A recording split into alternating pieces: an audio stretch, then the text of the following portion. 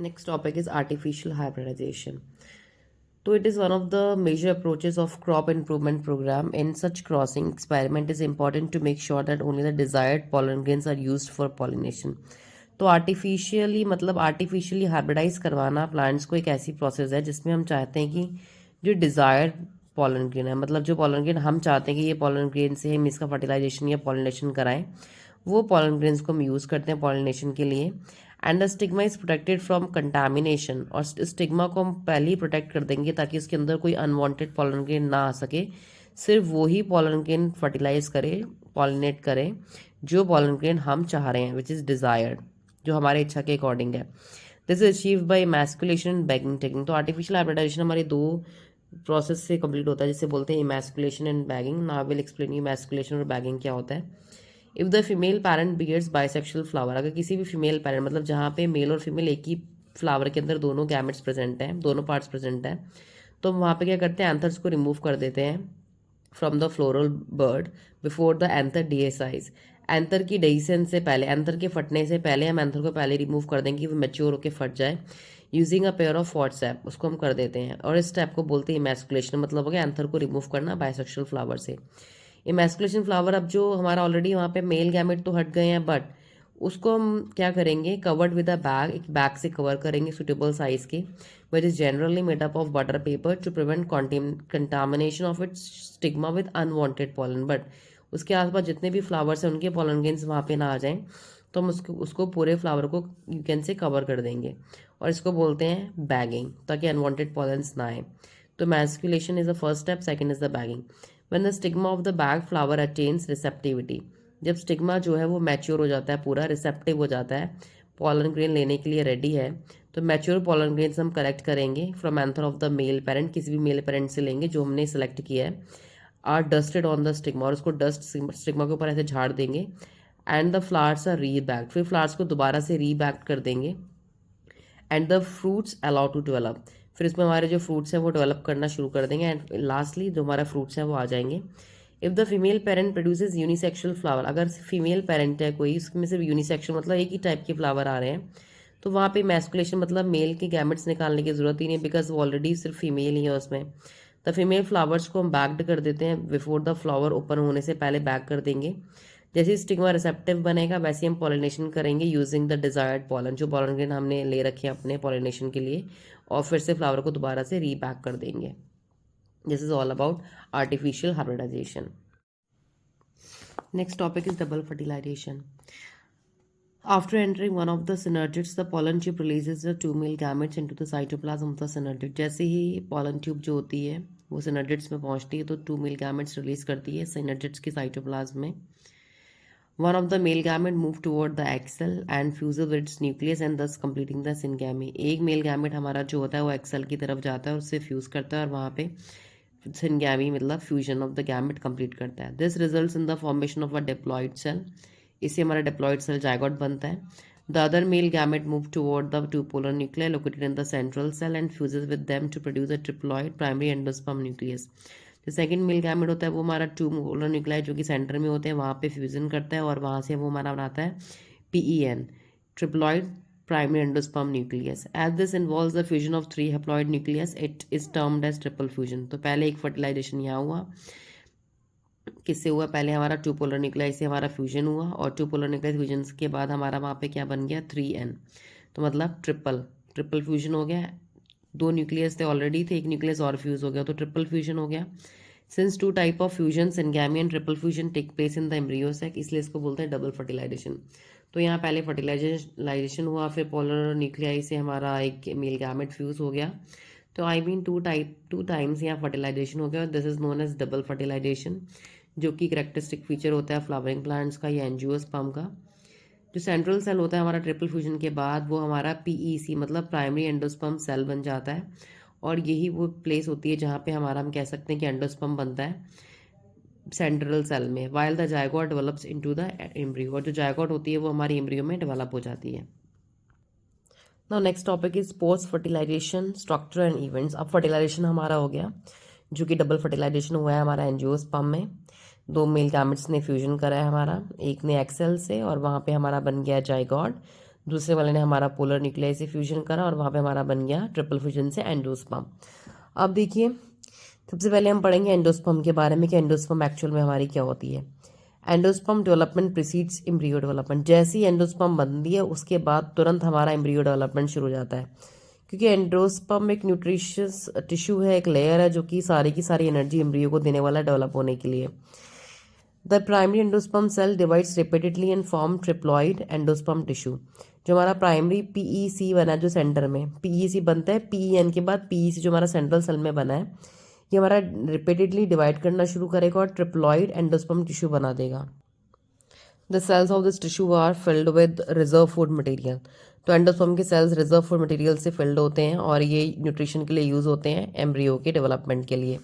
In the most common type of endosperm development, the PEN, primary endosperm nucleus, undergo successive nuclear divisions। अब हमारा जो PEN है ये बहुत सारे डिविजन्स करेगा, जिसके बाद हमारा क्या होगा, बहुत सारे यू कैन से फ्री न्यूक्लियाई बन जाएंगे। प्राइमरी एंडोस्पर्म न्यूक्लियस डिवाइड करेगा और बहुत सारे न्यूक्लियाई बन जाएंगे। The stage of endosperm development is called free nuclear. अब इसको बोलेंगे फ्री न्यूक्लियर, क्योंकि एंडोस्पर्म के अंदर पूरे न्यूक्लियाई भर गए हैं। Subsequently cell wall formation occurs and the endosperm become cellular. अब इसके बाद पहले न्यूक्लियस बने बहुत सारे, फिर हर न्यूक्लियस के साथ वो सेल वॉल्स बन गई बाहर, तो ये हमारा सेलुलर डिवीजन हो गया। इसके बाद the number of free nuclei form before cellularisation varies greatly. The coconut water from tender coconut, जो आप कच्चा नारियल पीते हैं जिसे ग्रीन कलर का, आजकल बहुत मार्केट में अवेलेबल है समर सीजन में, that you are familiar with is nothing but free nuclear endosperm. तो ये जो आप वाटर जो ड्रिंक कर रहे हैं, यूज़ कर रहे हैं, ये हमारा सारा का सारा फ्री न्यूक्लियर एंडोस्पर्म है। मतलब here the free nuclear division is not followed by cellular division and this is made up of 100 of nuclei। और जो सराउंडिंग वाइट कर्नल आप यूज़ करते हैं कोकोनट का, आप जैसे खाते हैं वाइट वाला जो गोला होता है नारियल का, वो हमारा होता है cellular endosperm. Now see endosperm में बी इधर भी completely consume by the developing embryo. अगर एंडोस्पर्म हमारी सारी यूटिलाइज हो जा रही है डेवलपिंग एम्ब्रियो से, जो एम्ब्रियो डेवलप हो रही है उसको न्यूट्रिशन में एंडोस्पर्म यूज़ कर रही है वो, अगर वो सारी एंडोस्पर्म कंज्यूम कर रही है, जैसे कि pea groundnut beans before seed maturation और इट में persistent in the mature seed that is castor and coconut. तो जो प्लांट सारी की सारी एंडोस्पर्म यूज़ कर ले रहे हैं अपने एम्ब्रियो को डेवलप कराने के लिए, तो जब वो एग्जांपल्स हो गए पी ग्राउंडनट एंड बीन्स, इतनी बीच में कोई एंडोस्पर्म नहीं मिलती है। और जैसे कि कुछ प्लांट जो हमारे हैं वो कुछ परसिस्टेंट सीड्स, उनमें परसिस्टेंस इन इट सीड्स, तो कुछ सीड्स में अगर बची हुई है तो वो हमारे हैं कास्टर या coconut and can be used up during seed germination में हमारी यूज़ हो सकती है।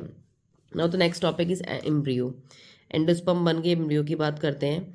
Embryo develops as at the micropylar end, because pollen tube micropylar end से एंटर करती है, वहीं पे एग सेल से जायगोट बनती है, तो जायगोट से एम्ब्रियो बनती है। Of the embryo sac where the zygote is situated, most zygotes divide only after certain amount of endosperm is formed. ज़्यादातर जायगोट तब अपना डिवीजन करके एम्ब्रियो बनाती हैं जब उनके अंदर कुछ अमाउंट के एंडोस्पर्म मतलब न्यूट्रिटिव लेयर या टिश्यू बन गए हैं। This is an adaptation to provide assured nutrition. और ये एक अडेप्टेशन है प्लांट्स का कि उनके अंदर एक एश्योर्ड मात्रा में, भरपूर मात्रा में न्यूट्रिशन अवेलेबल हो।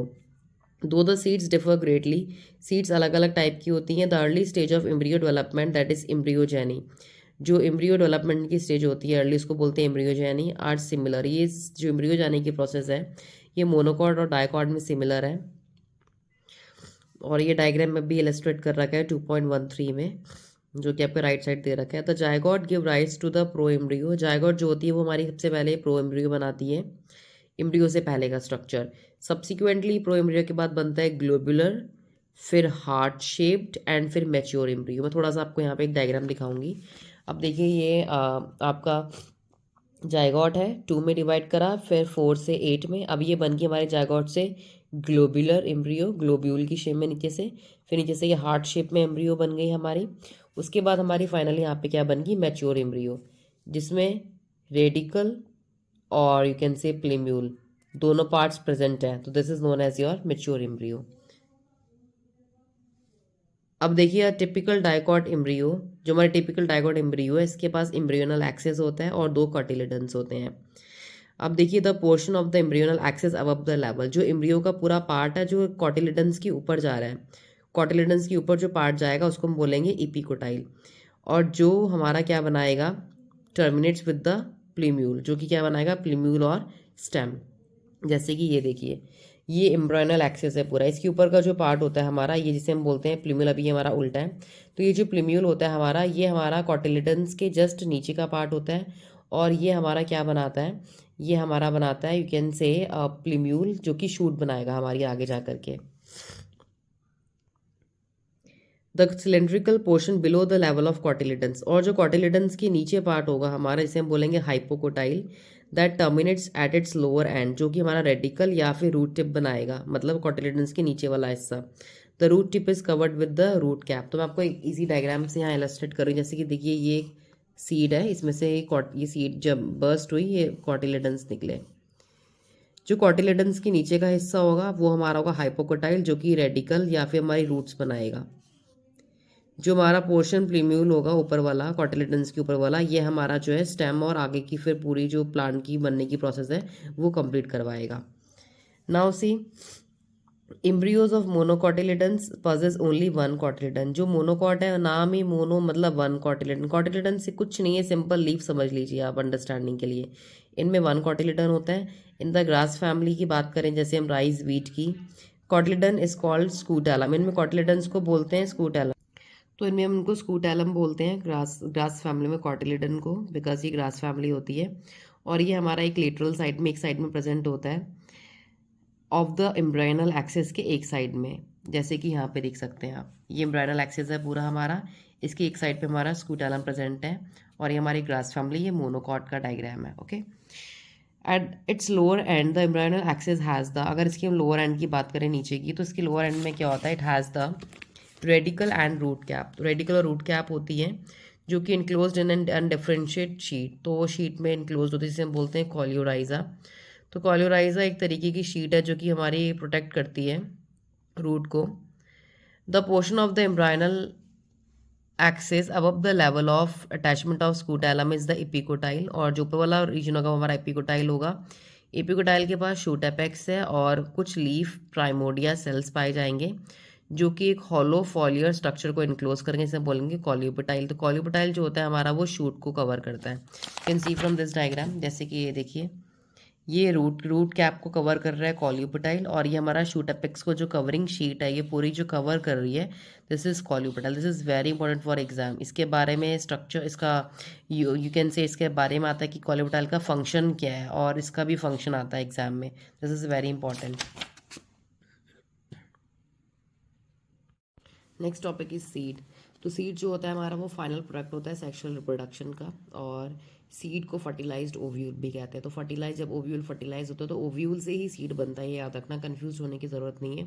ओव्यूल जो होता है ओवरी के अंदर एग्स की तरह, वो ही सीड बनाते हैं। सीड जो होती हैं फ्रूट्स के अंदर बनती हैं, और seed typically seed coat, seed cover होता है उनके अंदर, कॉटिलिडन्स होते हैं और एम्ब्रेनल एक्सेस होता है। जो कॉटिलिडन्स होते हैं हमारे, वो सिंपल स्ट्रक्चर है, जनरली थिक और स्वोलन होते हैं due to the storage of food reserves. Food reserve होता है उनके अंदर, स्टोरेज होते हैं उनके अंदर, मतलब they are like very nutritious, आप समझ लीजिए, जो कि काफ़ी एनर्जी अपने अंदर रखते हैं कि जो आने वाला प्लांट है उसकी वो रिक्वायरमेंट्स को फुलफिल कर सकें। जो मैच्योर सीड्स होती है हमारी, दे में बी नॉन एल्ब्यूमिनस और एक्स एल्ब्यूमिनस भी कहते हैं। तो नॉन एल्ब्यूमिनस वो सीड्स हैं जिनके अंदर कोई भी रेसिडुअल, कोई भी बचा हुआ एंडोस्पर्म नहीं होगा, जो कि कम्प्लीटली कंज्यूम्ड होगा एम्ब्रियो डेवलपमेंट के टाइम में, जैसे कि पी ग्राउंड अभी हमने पीछे भी पढ़ा था। एल्ब्यूमिनस सीड्स में क्या होता है कि उनका एंडोस्पर्म कम्प्लीटली रिज्यूम ख़त्म नहीं हो जाता है, एम्ब्रियो डेवलपमेंट के टाइम पे यूज़ नहीं होता, जैसे कि हमारे वीट, मेज और बार्ले और कास्टर में एंडोस्पर्म की कुछ मात्रा बची होती है।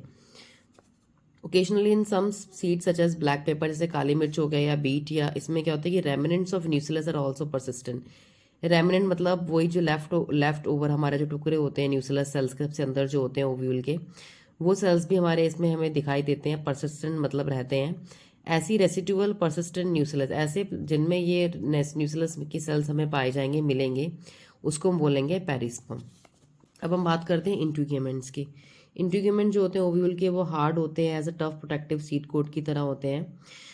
The micropyle remain as a small pore in the seed coat. तो माइक्रोपाइल का जो हमें सीड्स में पोर दिखते हैं छोटे छोटे, वो हमारा माइक्रोपाइलर एंड होता है, जहाँ से हमारी जो पॉलन ट्यूब एंटर होती है, जिसकी फैसिलिटी से हम, इसकी जो फैसिलिटेट करवाता है ऑक्सीजन वाटर वहाँ पहुँच सके सीड्स के अंदर जर्मिनेशन के टाइम पे। जैसी सीड मेच्योर होती है तो उसका वाटर कंटेंट रिड्यूस होता है, सीड डिहाइड्रेट होती है और seed become relatively dry. The general metabolic activity of the embryo slows down, और एम्ब्रियो की एक्टिविटी स्लो हो जाती है। एंड एम्ब्रियो जो होती है वो एक स्टेट में चले जाती है, इसे हम बोलते हैं डॉर्मेंसी या इनएक्टिव पीरियड, क्योंकि वो उसकी जो इनएक्टिव पीरियड है वो अनफेवरेबल कंडीशंस होती हैं उसकी। जैसी कंडीशंस फेवरेबल आती हैं तो वहाँ पे प्रॉपर मॉइस्चर, ऑक्सीजन और टेम्परेचर मिलता है, जिसकी वजह से वो जर्मिनेट करना शुरू कर देती हैं। As ovules mature into seeds the ovary develop into fruit, ovary fruits में डेवलप करती हैं और ओव्यूल सीड बनाते हैं। और ओवरी में जो फ्रूट्स बनते हैं हमारे, the wall of the ovary develops into the wall of fruit called pericarp. जो ओवरी की वॉल होती है वो हमारी फ्रूट की वॉल बनाती है, इसे हम बोलते हैं पेरिका। फ्रूट हमारे कुछ फ्लैशी होते हैं जैसे कि जूसी होते हैं, गुआवा, ऑरेंज, मैंगो। कुछ ड्राई होते हैं जैसे ग्राउंडनट और मस्टर्ड हो गया।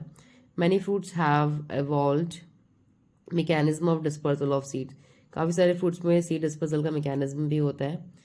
And you have studied in class, earlier classes में आपने ये पढ़ा होगा। अब नेक्स्ट बात करते हैं ट्रू और फॉल्स फ्रूट्स हमारे क्या होते हैं। तो देखिए, by the time the fruit develops from the ovary, जैसे हमारा फ्रूट डेवलप करता है ओवरी से, अदर फ्लोरल पार्ट्स डीजनरेट, बाकी सारे पार्ट्स हमारे खत्म हो जाते हैं और फॉल ऑफ या गिर जाते हैं।